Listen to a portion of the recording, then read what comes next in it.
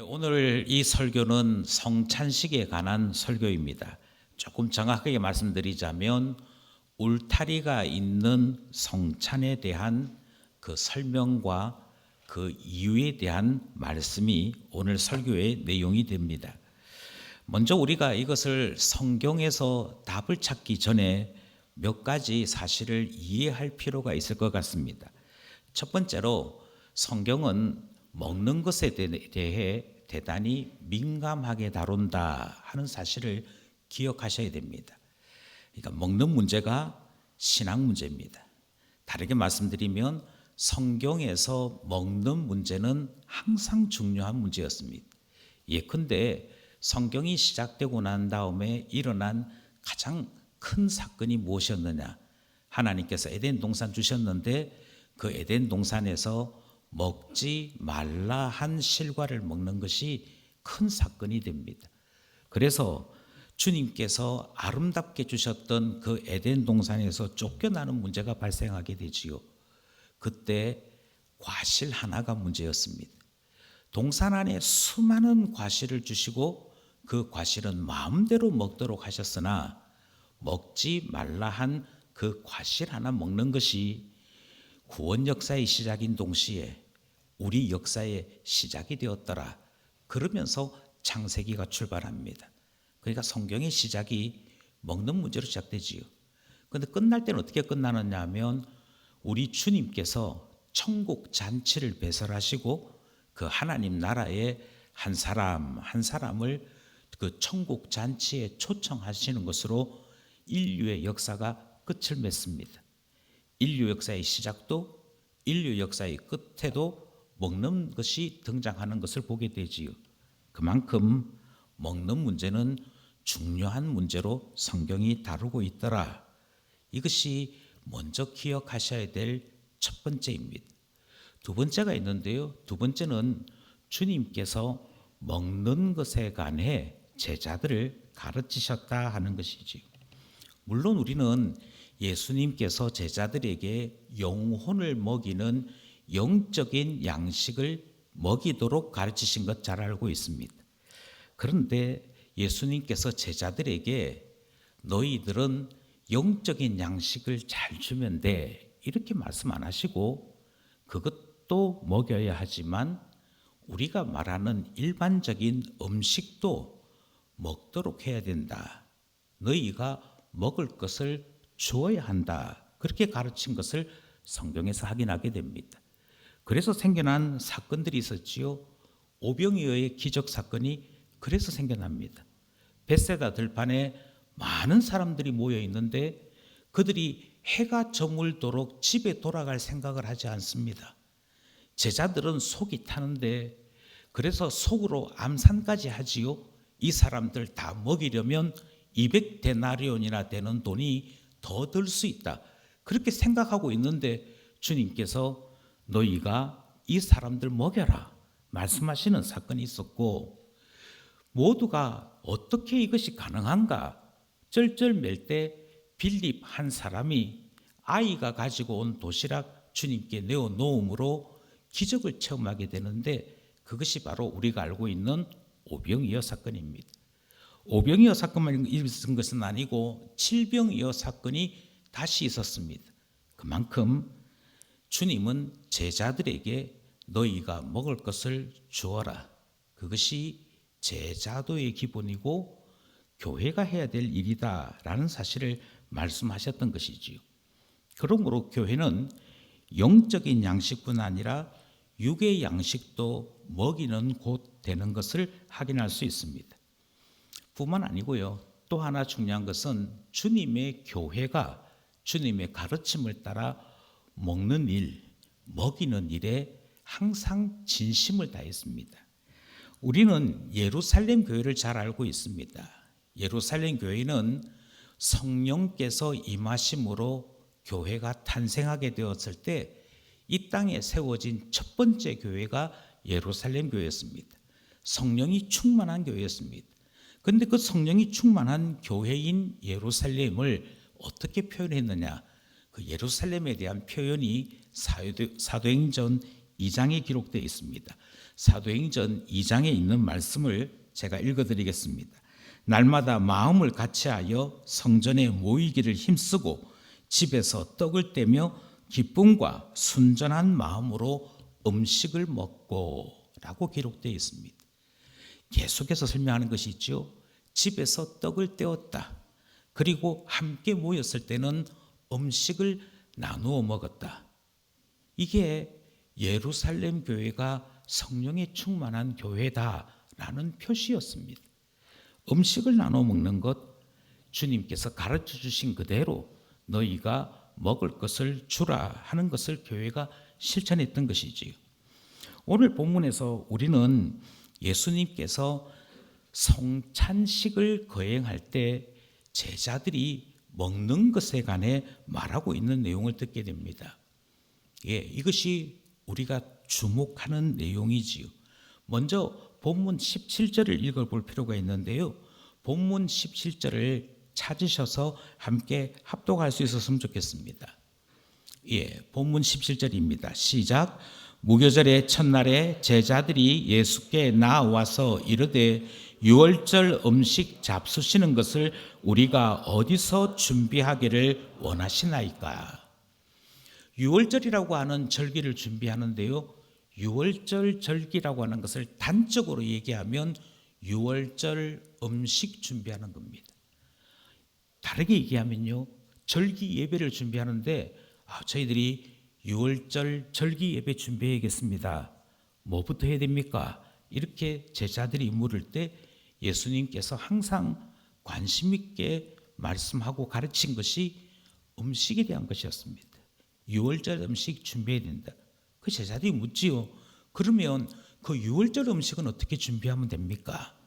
그러자 예수님께서 내가 일러준 그 사람에게 가서 주께서 쓰신다 하고 장소를 빌리고 음식을 장만해라 하는 내용이 오늘 본문에 등장하는 17절 내용입니다.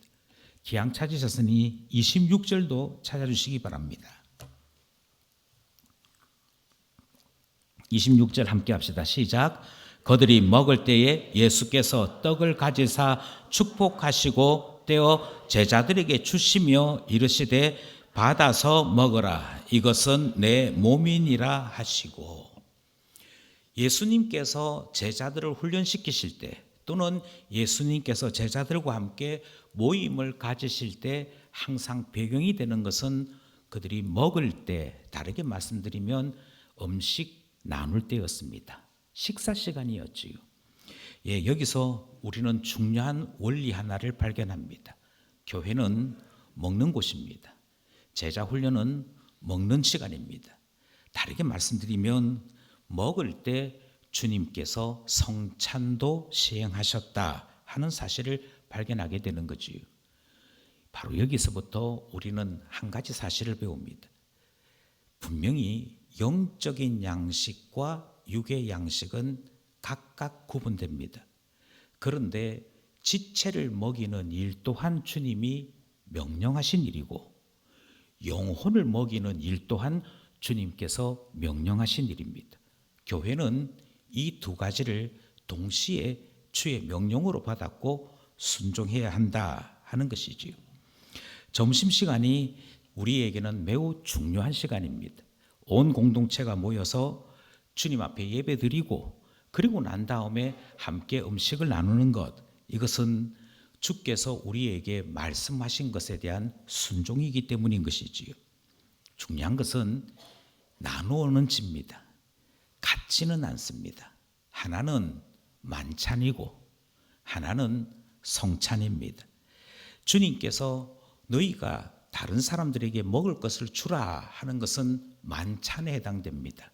그리고 유월절 음식과도 같은 의미를 지니고 있다 할 수 있습니다. 반면에 그 식사 중에 주님께서 그들이 먹을 때에 식사하시는 중에 갑자기 중단을 시키십니다. 잠깐만, 먹는 것 중단, 그렇게 시키시지요. 유대인들은 주식이 빵입니다. 유대인들은 주 음료가 포도주입니다. 그러니 여기 있는 사람들이 술 마시더라 이렇게 이해해 드릴 것이 아니고 우리식으로 얘기하면 밥과 국을 먹는 중에 있었다. 그런 중이었습니다. 식사하는 시간이었지요. 식사하는데 주님께서 잠깐만, 너희들이 지금 먹고 있는 이 빵, 이거 먹어야 너희들이 사는 것처럼 너희가 내 살을 먹어야 산다 하시는 구별된 시간을 가지신 것입니다. 따라서 만찬이 있고 성찬이 구별되더라 하는 점을 기억해야 하는 것이죠. 예, 결론이 이겁니다. 우리가 먼저 울타리 있는 성찬이 무엇인가를 배우기 이전에 하나님은 교회에 두 가지 식사를 항상 명령하셨다. 그것은 곧 하나는 만찬이고 하나는 성찬이며 이 둘이 다 주님께서 사용하시는 중요한 시간이고 중요한 의미가 있더라 하는 것을 본더라 하는 것입니다. 여기까지 이해하셨으면 우리는 그 다음을 이해해야 합니다. 이미 말씀드린 그대로 성찬이 있고 만찬이 있다는 말은 성찬과 만찬을 혼용해서는 안 된다 하는 교훈을 가지는 것이지요. 문제는 이것을 자꾸 혼용하는 데 어려움이 있습니다. 만찬은 만찬이고 성찬은 성찬입니다. 그런데 이것이 같은 시간에 일어나다 보니 예수님께서 제자들에게 처음 성찬을 베푸실 때처럼 식사하는 중에 성찬이 일어나다 보니 사람들은 만찬이든 성찬이든 먹는 시간, 그런 생각을 가지고 혼돈을 일으키기 시작하더라는 것이지요. 이것에 대해서 가장 크게 문제가 되었던 곳은 고린도 교회였습니다. 고린도 교회는 교회 가니까 항상 먹을 것 주더라. 이것이 악용되기 시작했습니다. 아니, 교회를 오래 다녔던 신자들이 그것에 대한 가치를 잃어버린 채 그냥 먹는 시간 정도로 이해하고 말았던 것입니다. 그래서 사도 바울은 고린도 교회에 엄중하게 경고하는 음성을 드러내었던 것이지요. 그것이 고린도전서 11장 34절에 있는 말씀입니다. 고린도전서 11장 34절 말씀 합독하겠습니다. 시작. 만일 누구든지 하거든 집에서 먹을지니 이는 너희의 모임이 판단받는 모임이 되지 않게 하려 함이라. 그 밖의 일들은 내가 언제든지 갈 때에 바로 잡으리라.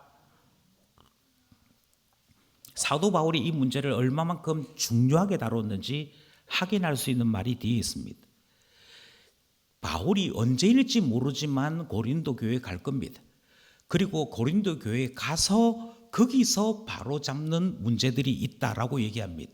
그런데 이 문제는 얼마나 급했든지 얼마나 중요한 문제였든지 가서 바로 잡는 것이 아니고 사람 편에 편지를 써서 이 편지를 읽음으로 교회가 바로 고치도록 명령했던 것이지요. 그게 무슨 문제였느냐?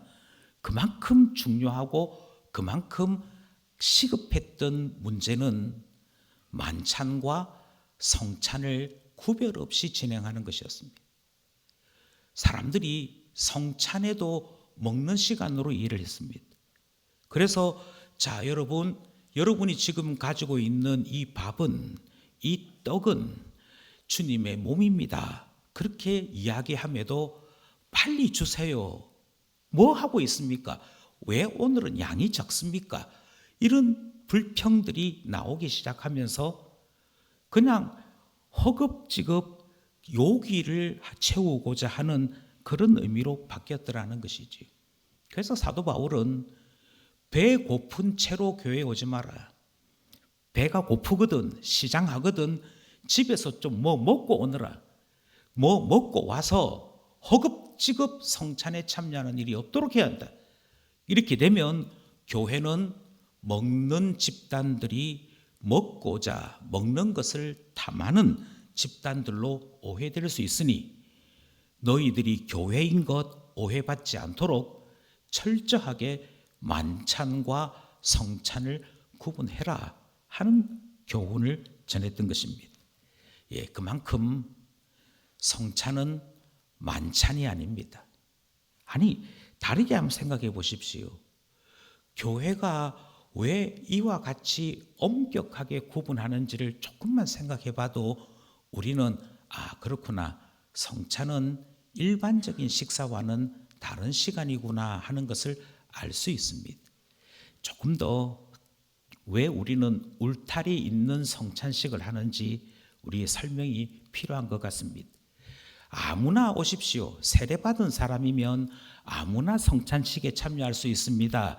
이것을 신학자들은 울타리 없는 성찬식이라고 부릅니다. 그런데 당신이 비록 세례를 받았다 할지라도 기쁨교회 안에 속해 있지 않다면 기쁨교회 성찬식에 참여할 수 없습니다.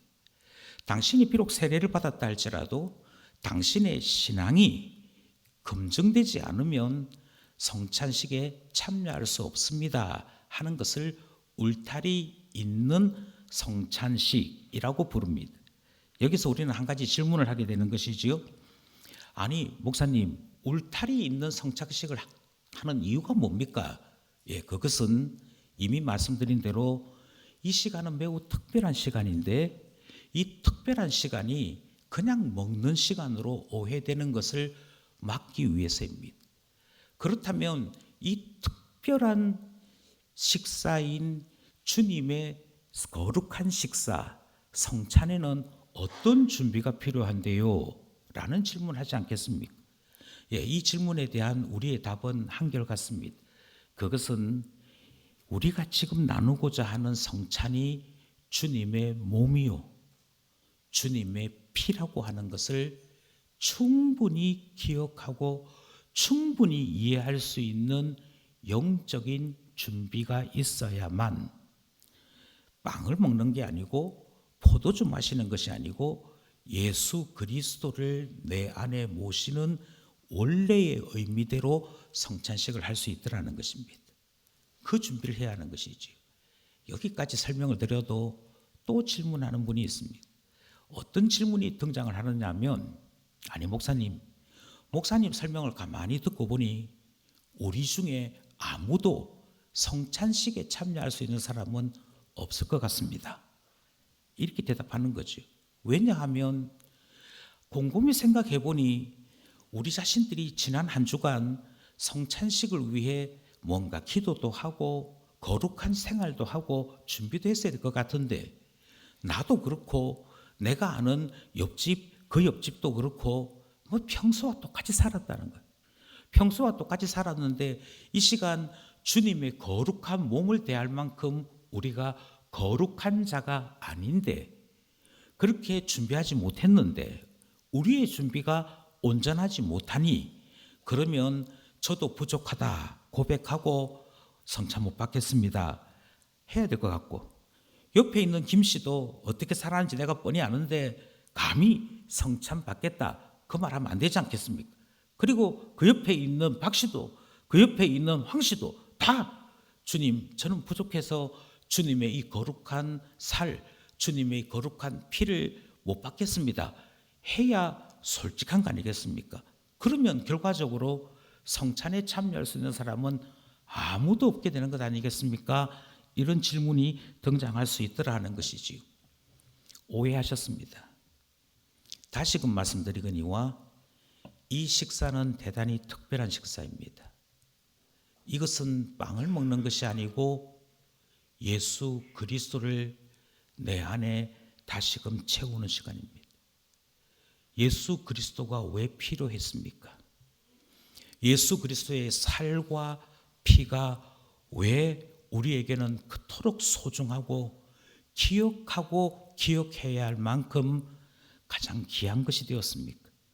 그것은 나를 구원하시기 위해 예수 그리스도가 살찢고 피 흘리셔서 내가 받아야 될 그 말로 표현할 수 없는 형벌을 예수 그리스도가 대신하신 것 아닙니까? 결국 성찬을 제대로 받아들이는 사람들은 고백하는 사람들입니다. 주님, 주님의 살이 없었더라면, 주님의 피가 없었더라면 저는 분명히 죽을 수밖에 없는 죄인입니다. 그 사람들이 예수 그리스도의 살 찢어짐을 귀하게 여기는 사람들이고 받아들이는 사람 아니겠습니까? 예수 그리스도의 보혈이 없었더라면 저는 지옥 자식 되었습니다를 고백하는 사람, 곧 자신의 허물을 알고 주님의 은혜를 아는 사람만이 예수 그리스도의 살의 가치와 예수 그리스도의 피의 가치를 아는 것 아니겠습니까? 그러니 성찬을 준비한다는 것은 반대입니다. 성찬을 준비한다는 것은 내가 거룩한 사람이 되어 거룩한 주님의 몸을 받을 만큼 되는 것을 준비라고 말하는 것이 아니라 죄인인 것을 기억하는 것입니다. 예수 그리스도 없이는 구원받을 수 없는 사람임을 기억하는 것입니다. 그리고 다시금 그 살을 대하고 그 피를 대하면서 예 주님 맞습니다. 저 같은 죄인은 예수 없으면 망하는 자였습니다. 그것을 우리 안에 다시금 채우는 것이 성찬이 가지는 특별한 의미가 되는 것이지요. 그러니 오해하지 마셔야 합니다. 성찬식에 참여하려면 뭐 제대로 하고 뭘 제대로 잘하고 인정받고 그래서 제대로 된 우리와는 차원이 다른 뭔가 거룩한 사람들이 참여하는 것이구나 하셨다면, 그래서 성찬식을 대할 때마다 한편으로는 말로 다룰 수 없는 자기 자신의 초라함이 느껴지셨다면 아니요. 성찬을 우리가 받는 것, 예수 그리스도를 믿는 것 왜 하는지 다시 한번 생각하시고 바로 잡으셔야 된다는 것입니다. 바로 여기에서 성찬이 가지는 특별함이 있습니다. 성찬은 뭐 하는 시간이냐면 성찬은 기억하는 시간입니다.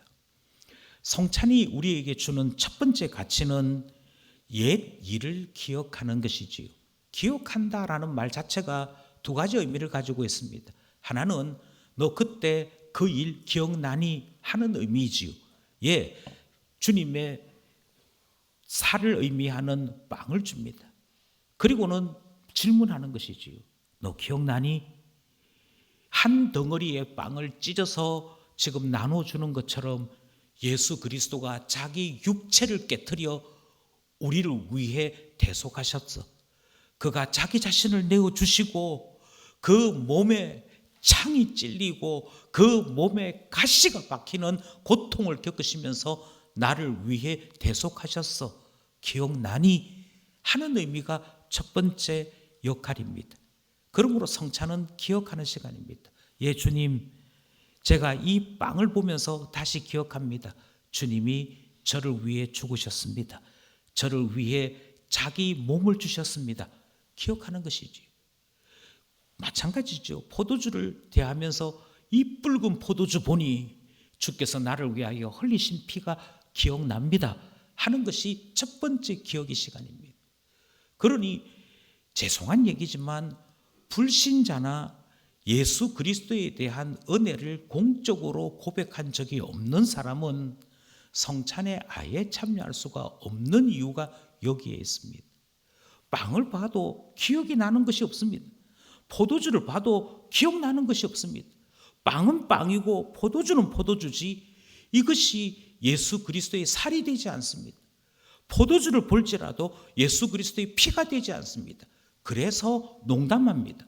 그래서 딴소리하기 시작합니다. 오늘 포도주는 좀 진한 것 같아. 이런 이야기가 함부로 나올 수 있는 이유는 기억하는 것이 없기 때문입니다.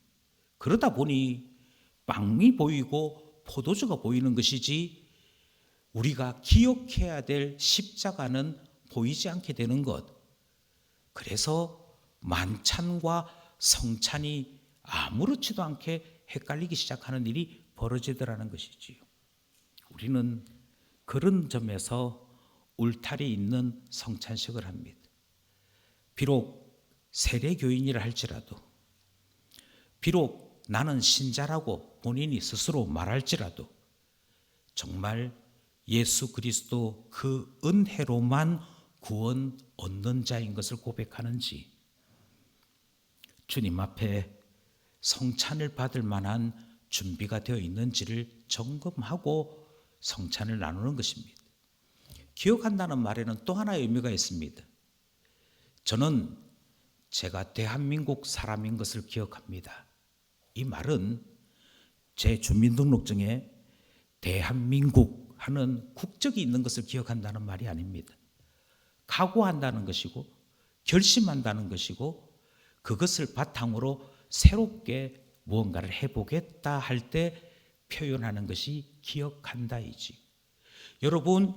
여러분이 그리스도의 피로 말미암아 하나님 자녀된 것을 기억하십시오 라는 말은 이제 여러분 마음속에 그래 내가 하나님 자녀인데 나를 위해 주님이 죽으시기까지 했는데 이제부터 다시 똑바로 살아야지, 그 결심하라는 얘기지요. 예, 성찬식은 바로 두 번째 기억의 의미를 가지고 있습니다. 성찬을 대하면서 예, 주님 기억합니다. 주님이 나를 위해 죽으셨습니다. 저는 주님께서 몸을 주셨고 피를 주심으로 생명을 얻게 된 하나님 자녀임을 기억합니다. 그러니 하나님 자녀답게 살겠습니다. 그 결심, 그 출발이 성찬에는 일어나야 하는 것입니다. 종종 사람들이 묻습니다. 아니, 빵을 받았습니다. 포도주를 받았습니다. 그 다음 뭐 해야 되는데요? 성찬식은 생각보다 좀 깁니다.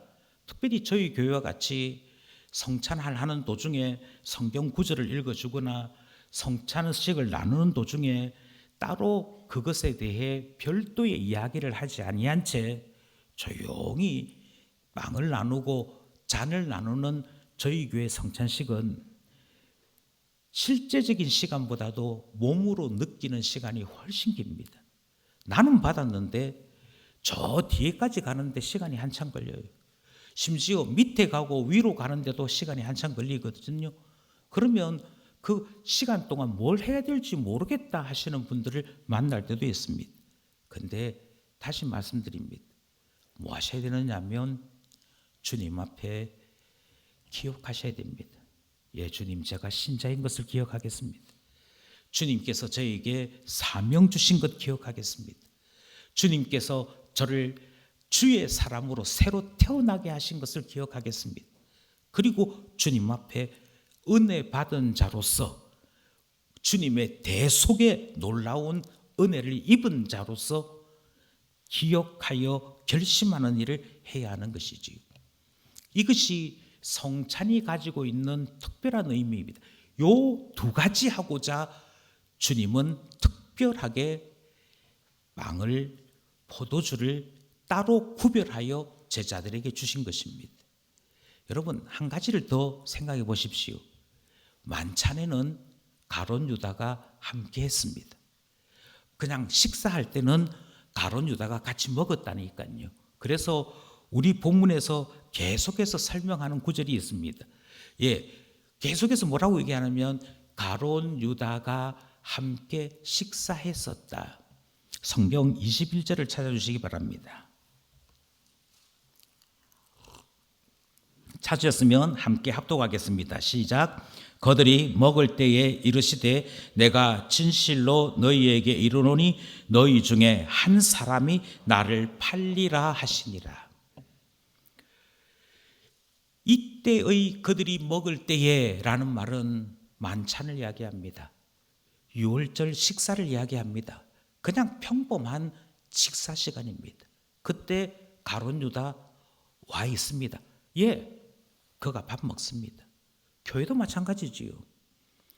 여러분, 성찬식에 나누는 빵은 요만합니다. 크지 않습니다. 그런데 사람들이 이렇게 얘기를 해요. 아이고 째째해라. 요만한 빵 하나 아한테 더 주면 되겠구만. 그거 아한테 먹지 말라고 하더라. 요만한 빵 오늘 예배에 참석한 사람 다 주면 되겠더만 그 성찬 감찰 받은 사람만 먹으라고 하더라. 왜 사람들이 째째하노? 라고 얘기합니다. 아니요. 곰곰이 한번 생각해 보십시오. 교회가 점심을 마련하는데 그 점심시간이 얼마나 풍성하게 준비됩니까? 얼마나 정성을 다해 준비합니까? 그때 당신은 세례 안 받았으니, 당신은 성찬 감찰 안 받았으니 오지마 하는 경우 보셨습니까? 훨씬 더 많은 음식, 훨씬 더 풍성한 음식을 먹는 만찬에 거절하는 법이 없습니다. 오지 마라 한 적이 없습니다. 그것은 교회가 먹을 것을 주라고 명령받았기에 순종하는 것이고 거기에 제한을 두지 않습니다. 그래서 배부르게 드실 수 있지요. 그런데 그건 생각지 않고 특별한 식사인 성찬에 울타리를 치는 것에 대해서는 갑자기 말을 하기 시작합니다. 많이 먹을 수 있는 것에 대해서는 감사를 표시하지 않으면서 요만큼 먹는 그 시간에 대해 자꾸만 왜 안 주느냐라고 이야기한다는 것이지. 안 주는 이유가 무엇인지 가룟 유다를 통해 다시 한번 생각해 보시라니까요. 주님께서 만찬 자리에는 가룟 유다를 포함시키셨습니다. 그런데 성찬을 행하시기 직전에 너희 중에 한 사람이 나를 팔리라 말씀하셨고, 가룟 유다는 저는 아니지요 했으나 네가 말했다 그 말을 듣고 나가버립니다. 가룟 유다가 나가고 난 다음에 그제서야 주님이 이것은 내 몸이다, 이것은 내 피다, 그렇게 따로 구별하신 것을 봅니다. 그래서 26절을 보시면 26절이나 21절이 똑같이 출발합니다. 그들이 먹을 때에 그런데 같지 않습니다. 우리는 이 사실을 다시 한번 기억하면서 기억해야 될 한 가지 사실이 있는 것을 우리가 알고 있는 것이지요. 만찬은 만찬답게 해야 됩니다. 성찬은 성찬답게 해야 합니다. 그럼에도 불구하고 우리에게는 늘 이중적인 마음이 있습니다. 그 이중적인 마음이라는 것이 무엇이냐면, 우리가 만찬에는 초대받은 사람이 되고 싶다 하는 욕망을 가집니다. 왜냐하면 너희가 먹을 것을 주라 하시는 명령 앞에 제자들이 당황하고 황당해했을 그 마음을 우리가 자주 느끼기 때문이지요. 제자들이 이 많은 사람들에게 먹을 것을 너희가 주라 그랬을 때 제자들 입장에서는 말할 것이 왜 없었겠습니까? 아니 주님, 이렇게까지 설교 길게 하실 거면 미리 좀 말씀이라도 해주시지. 이렇게까지 많은 사람들 먹여야 될 것 같으면 미리 우리 제자 중에 한두 사람이라도 미리 우리 집에 가서 뭐 돈이라도 들고 오라고 하시든지, 중간중간에 헌금이라도 할 수 있도록 시간을 주시든지 그랬어야 될 거 아니겠습니까? 왜 할 말이 없었겠습니까? 그런데 주님의 명령이 더 지엄했습니다. 주님의 말씀이 더 무게가 있었습니다. 그들이 가지고 있던 어떤 궁금함이나 반론도 중요하지 않았습니다. 정확하게 그들이 들었던 말은 너희가 먹을 것을 주라 하시는 말씀이었습니다. 그래서 단지 12명만이 움직이기 시작합니다. 단지 12명만이 어떻게 하면 이 사람들에게 식사를 할 수 있을까를 고민하기 시작했습니다. 바로 그때의 그 느꼈던 당황스러움, 그때의 느꼈던 그 황당함을 사실은 교회를 앞서 다니는 사람이 느낄 때가 있습니다. 언젠가 한번 새가족들에게 특별식을 준비해 달라라고 부탁한 적이 있습니다. 그래서 특별히 새가족들에게 특별식을 준비하고 그분들은 가만히 앉아 계시면 저희들이 식사도 갖다 드리고 수료할 때에도 선물을 특별한 것으로 준비해서 정정해 드린 적이 있었습니다. 그때 어떤 분이 나 다시 새가족 했으면 좋겠다, 그렇게 말씀하신 적이 있어요. 예, 그것이 우리가 가지고 있는 이중적인 마음입니다. 우리가 가지고 있는 이중적인 마음은요, 내가 주님의 명령을 따라 제자로 살아야 되는 거 알긴 알겠는데, 이럴 줄 알았으면 예수 좀 늦게 믿을 걸, 이럴 줄 알았으면 좀 대접은 대접대로 좀 많이 받고, 그리고 난 다음에 내가 좀 베푸는 사람, 예수님의 명령을 따라 만찬을 제공하는 사람 될 걸 하는 그런 마음이 있더라 하는 것이지요. 그런데 여러분, 사실은 대접받고 있습니다. 너희가 먹을 것을 주라, 그 명령 이전에 주님은 우리에게 특별한 식사를 주시지 않습니까? 예수 그리스도를 먼저 받았지 않습니까?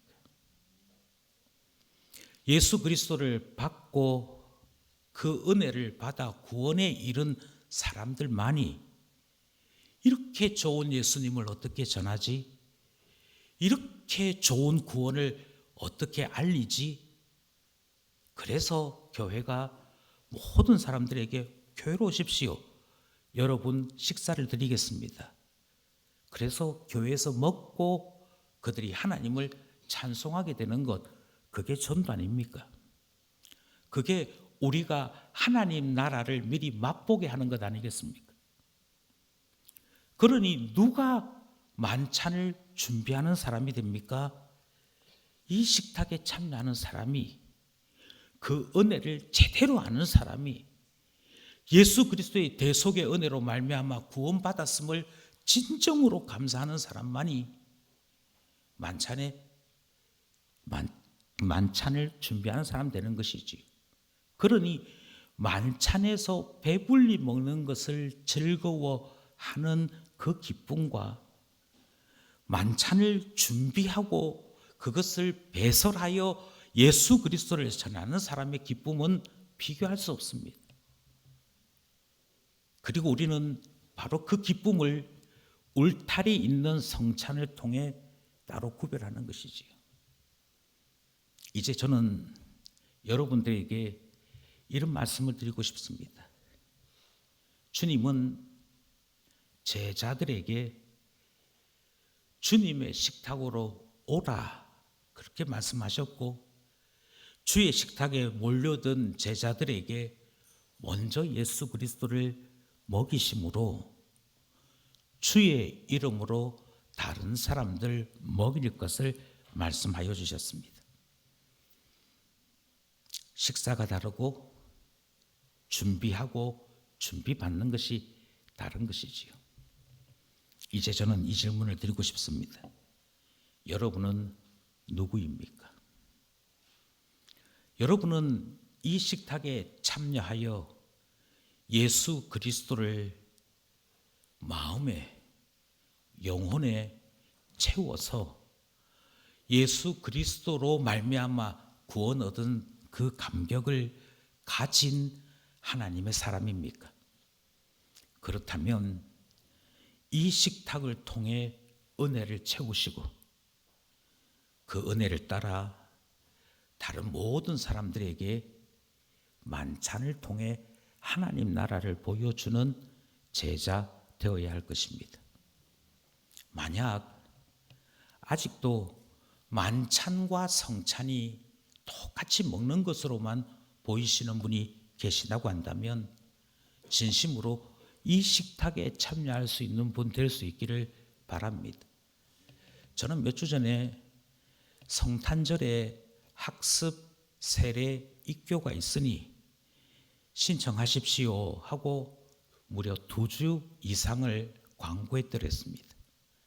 그런데 대단히 아쉽게도 한 분도 신청하는 분이 없었습니다.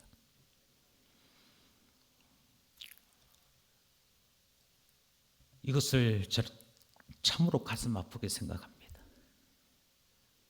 이 식탁에는 예수 그리스도를 아는 사람만이 참여할 수 있습니다. 이 식탁에 참여하기 위해서는 예수는 내 주님이 되십니다를 배우고 고백하는 사람 되어야 합니다. 나의 신앙이 참된 것임을 당회를 통해 검증받은 사람만이 세례를 받을 수 있습니다. 나의 신앙을 간증에 담아 사람들 앞에 고백하는 사람만이 세례받을 수 있습니다. 그래야만 이 식탁이 먹는 자리가 아니라 예수 그리스도로 채우는 자리임을 아는 사람이 되는 것이고, 성찬이 가진 원래의 목적을 충족하는 사람 되는 것이지요. 그래서 여러분 세례 받는 거 신청하십시오 했는데 신청하는 분이 없었습니다. 저는 다시 한 번 더 말씀드리고 싶습니다. 아직도 이 식탁에 참여하지 못한 분이 계십니까? 주님의 식탁으로 정중히 초대합니다. 이 식탁에 세례를 받고 성찬 감찰을 통해 참여하시는 분들에게도 다시 말씀을 드립니다. 예수 그리스도를 맛보셨다면, 예수 그리스도의 살과 피를 내 안에 채우셨다면, 그 채워진 은혜, 채워진 감격을 이제는 다른 사람들에게 흘러 보내셔야 합니다. 주께서 제자들에게 너희가 먹을 것을 주라 말씀하심으로 그 교회의 식탁을 통해 하나님 나라의 그 놀라운 성찬을 보도록 하셨으니 이제 우리가 누구인지를 정하셔야 하는 것이지요. 만약 아직도 이 식탁에 이르지 못한 분이 혹시 계시다면 주께서 은혜를 주셔서 예수 그리스도의 살과 피를 먹는 하나님 자녀 되시기를 간절히 소원합니다. 기도드리겠습니다.